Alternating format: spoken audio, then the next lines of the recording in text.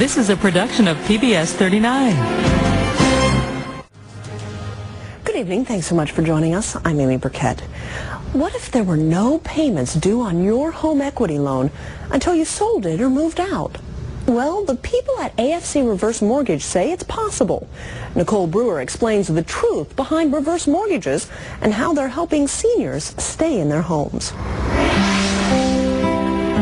67 years of marriage, and Wilbur Reichert still knows the key to his wife Ruth's heart: fresh flowers.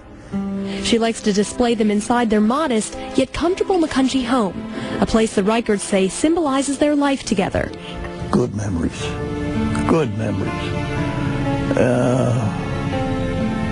From 1941 to the present. And in that time, these walls have created a center for their family.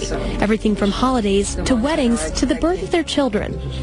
Our second child was born right upstairs. Priceless moments and lasting memories, all within a home they recently couldn't afford to keep. It got to the point where my savings were exhausted. Totally exhausted. Wilbur says their financial trouble was largely based on medical expenses, like doctor visits, surgeries, and medication. One year we spent over $8,000 in drugs alone. Living on Social Security and facing the reality of having to sell their home, a friend of the Reicherts suggested another option. He said to me, why don't you look into going in for a reverse mortgage? The Reicherts were referred to John Kreisa, president of AFC Mortgages, and like so many others, they wondered, what is a reverse mortgage? It's a program that allows people to take money out of the equity of their home and use it for any purpose. Most use it for things like paying for taxes and insurance and things of that sort. Yeah. Still, the Reicherts had lots of questions. With a fixed income, how would they qualify? And income and credit are not factors, so it's really anyone who is 62 or older and a homeowner qualifies to get a reverse mortgage. It's as simple as that. Based on the value of their home and their ages, the Reicherts qualified for a $140,000 line of credit, or $1,300 per month, which was about 70% of their home's value.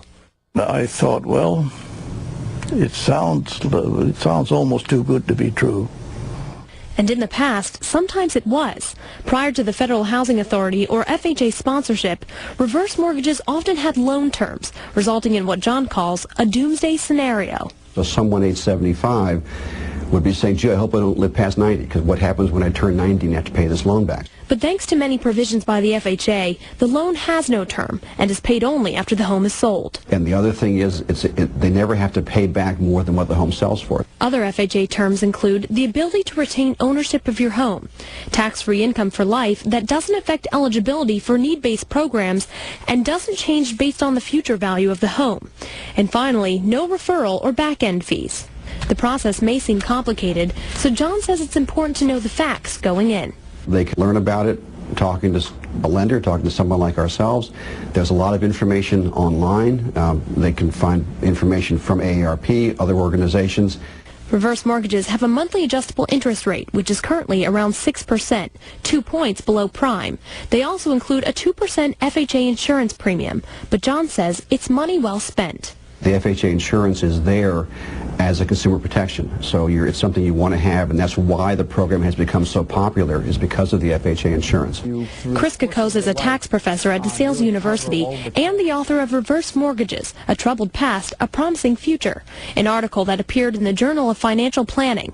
He says a reverse mortgage shouldn't be used for frivolous spending, like new cars and fancy vacations. But if you really have issues paying your property tax bill, day-to-day living expenses, this is something that can really help you out. And 76-year-old Chris Allman is proof of that. Like the Reicherts, she faced having to sell her home because of financial trouble. I was starting to feel the pinch of a limited income. Chris qualified for a $134,000 line of credit, money she used to pay city property taxes. Still, she was hesitant at first. All along, my plan was to leave this home to my children. And that did bother me, to think that they wouldn't have as much equity in it if I got the reverse mortgage.